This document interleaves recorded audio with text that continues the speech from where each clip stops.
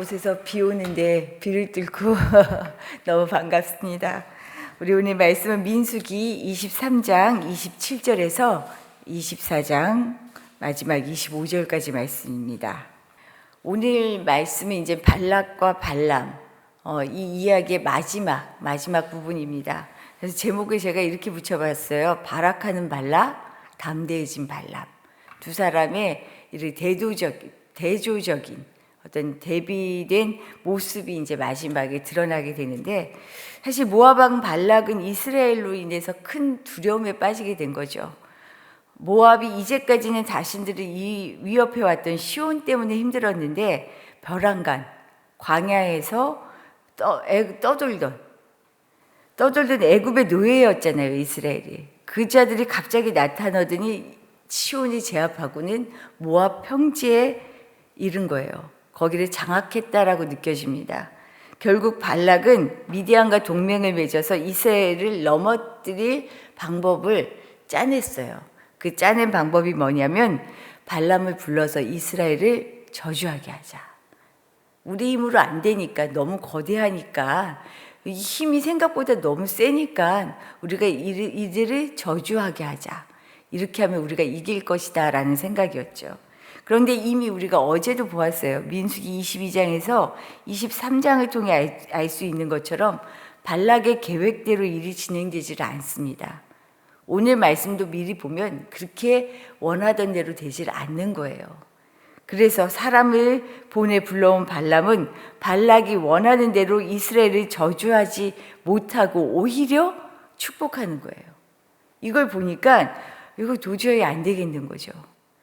오늘 말씀 이전에 이미 2번이나 발람에게서 이스라엘을 향한 저주가 아니라 축복의 예언을 들었습니다. 그런데 2번이나 그런 소리를 들었는데도 불구하고 이스라엘을 저주하고자 하는 발락의 의지가 꺾이지를 않는 거예요. 꺾이지를 않아요.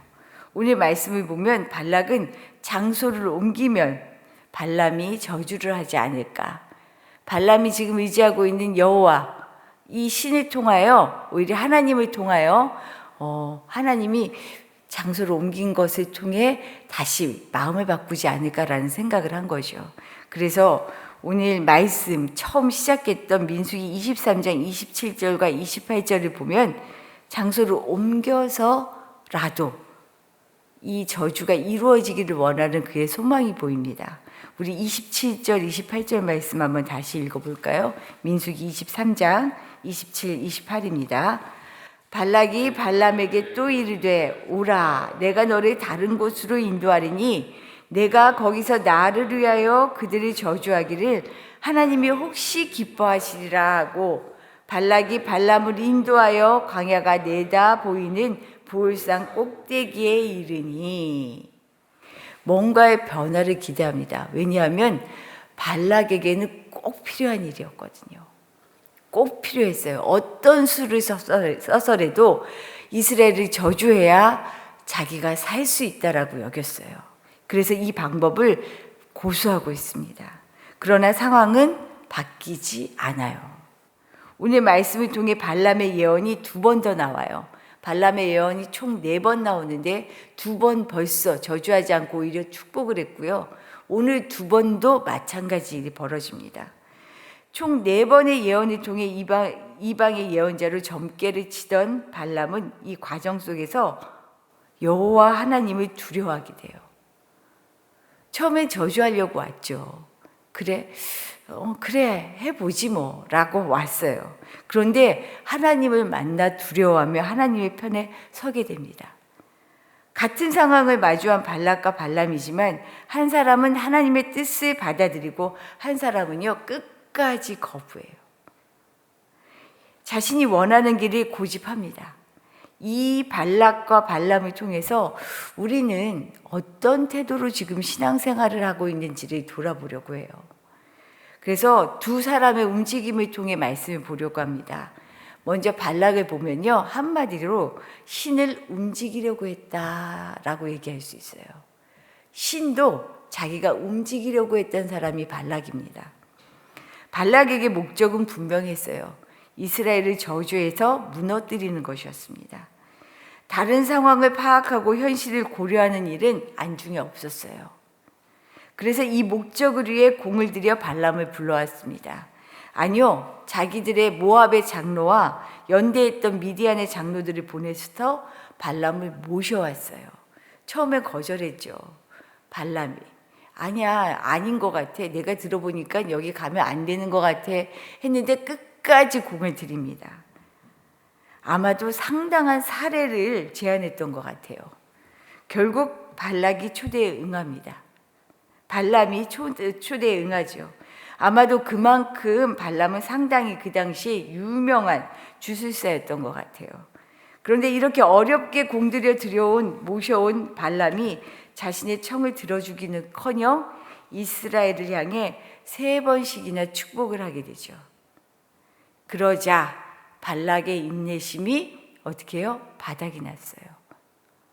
어떻게든 구슬려서 장소까지 옮겨가면서 저주해달라고 얘기했는데 3번이나 저주 대신 축복하는 모습을 보더니 본색이 드러납니다. 본심이 드러나요.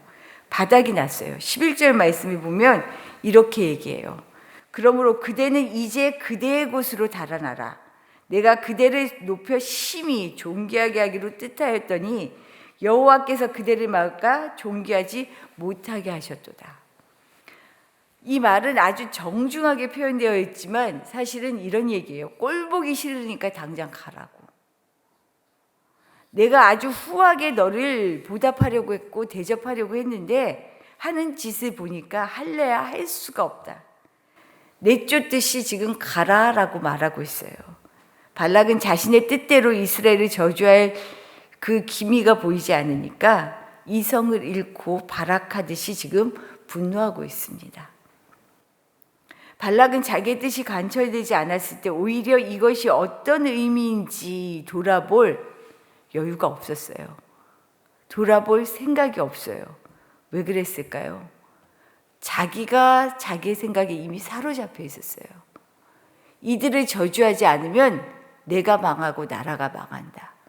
우리가 통째로 삼켜질 수도 있다라고 하는 이 생각이 딱 꽂혀 있으니까 어떤 상황도 들여다볼 수 있는, 객관적으로 볼 여유가 없는 거죠. 이런 발락을 통해 우리의 신앙을 볼 수 있었으면 좋겠어요. 참 신앙은 하나님의 뜻을 듣고 순종하는 것입니다.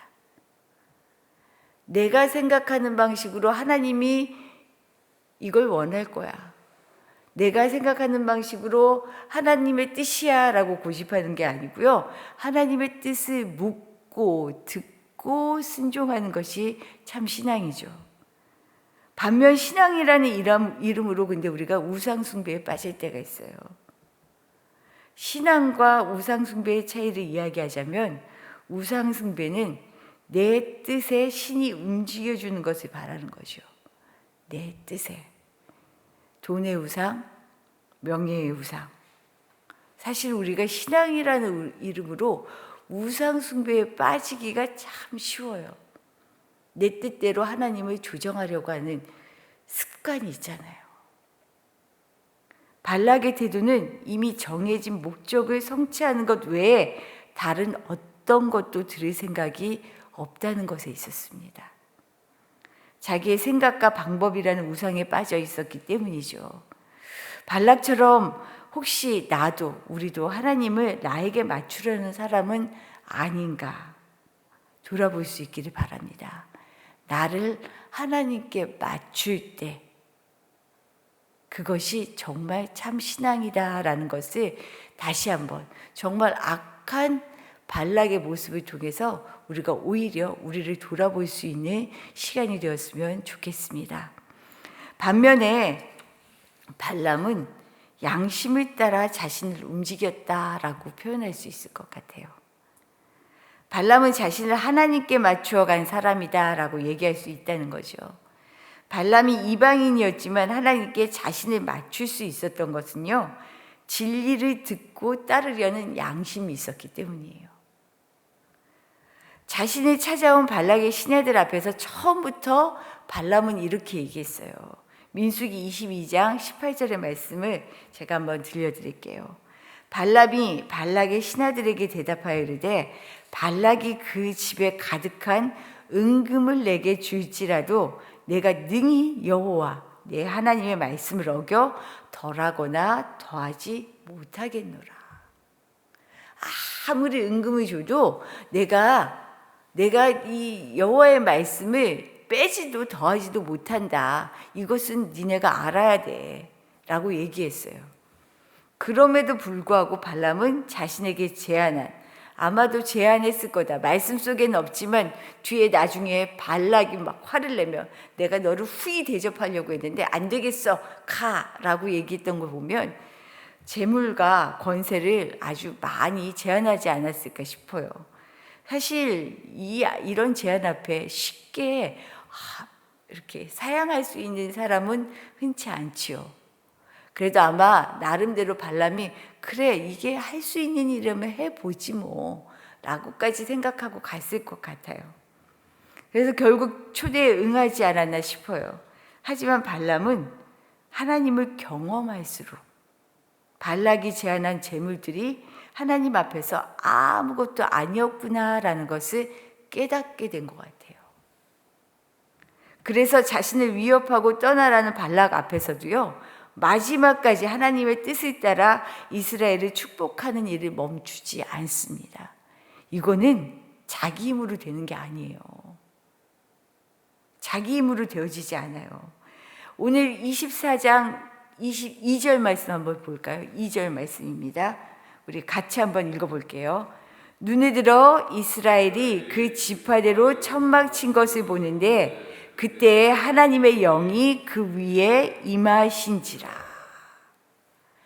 발람에게 하나님의 영이 임한 거죠. 그가 내 욕심을 따라 욕심이 생기는 건 어쩔 수 없잖아요. 사람의 마음이 그러죠. 생겨요. 그거 어쩔 수 없어요. 그런데 그 욕심을 따라가느냐 아니느냐는 정말 달라지죠. 우리의 선택이 되어져요. 그런데 오늘 발람이 이런 모습을 보여요. 우리의 연약함도 가지고 있지만 이 안에서 하나님의 영을 따라 움직여져요. 그럴 수 있었던 것은 그의 중심이 믿음의 양심을 따라 움직이려고 하는, 진리의 양심을 따라 움직이려고 하는 그 중심이 있었기 때문이죠. 이방인 주술가이지만 하나님은 당신의 말에 귀를 기울이는 발람을 통해 이스라엘의 앞날을 보여주십니다. 그리고 발람은 진리를 깨닫자 양심을 따라 하나님의 뜻을 따른 거죠. 사실 사람은 모두가 동일합니다. 욕심이 또 있고요. 그리고 권세도 갖고 싶고요. 뭔가 드러나 보이고 싶고요. 사람이기 때문에 그런 마음이 드는 건 같아요. 발락과 발람 둘 다 이방인이었어요. 그런데 어떤 태도로 중심을 가지고 살아가느냐에 따라서 그 삶의 모양은 달라지잖아요. 우리가 발락과 발람을 통해 우리의 모습을 잘 보았으면 좋겠습니다. 나의 양심, 그렇지만 나의 욕심과 야망과 하나님 뜻 사이에서 과연 나는 무엇을 선택하며 살고 있는가? 세상의 부와 명예, 자리, 이것과 하나님의 인정 사이에서 나는 늘 씨름하고 있는데 과연 나는 무엇을 따르고 있는가? 우리가 발람처럼 살 수 있으면 참 좋겠다라는 생각을 다시 한번 해보았습니다. 하나님, 늘 내 마음이 세상과 하나님 사이에서 요동치지만 믿음의 양심을 따라 움직이게 해주십시오. 내 믿음의 양심이 나를 작동하고 움직일 수 있도록 하나님의 영, 성령에 따라 살아갈 수 있도록 오늘도 나를 인도해 주십시오. 이렇게 기도하면 되지 않겠어요? 오늘도 이런 기도할 수 있기를 축복합니다. 주신 말씀 생각하며 기도하도록 할게요. 늘 흔들리는 우리지만, 그래서 사람이지만 하나님, 그럼에도 불구하고 주님을 향한 양심을 붙잡고 성령의 인도하심을 따라 살 수 있도록 인도해 주십시오라고 기도해 주시고요. 오늘은 특별히 토요일인데 내일 주일 예배를 위해 기도해 주시기를 부탁드립니다. 예배가 정말 하나님과 우리가 교통하는 야곱이 가장 힘들었던 순간에 돌베개를 베고 누웠을 때 하나님께서 하늘 문을 여시고 사닥다리를 통하여 정말 하나님과 교통하는 그 시간을 허락하셨던 것처럼 이 예배의 자리가 우리에게 이런 시간 되게 해주십시오. 하늘과 땅이 연결되어지고 하나님과 내가 완전히 만날 수 있는, 하나님의 영에 사로잡혀지는 그런 시간이 되게 해주십시오. 기도하시기를 부탁드립니다. 정말로 예배를 통해 예배자로 살아가는 힘이 온전히 덧입혀지는 우리 내일 예배가 되도록 우리 함께 기도하겠습니다. 기도드리겠습니다.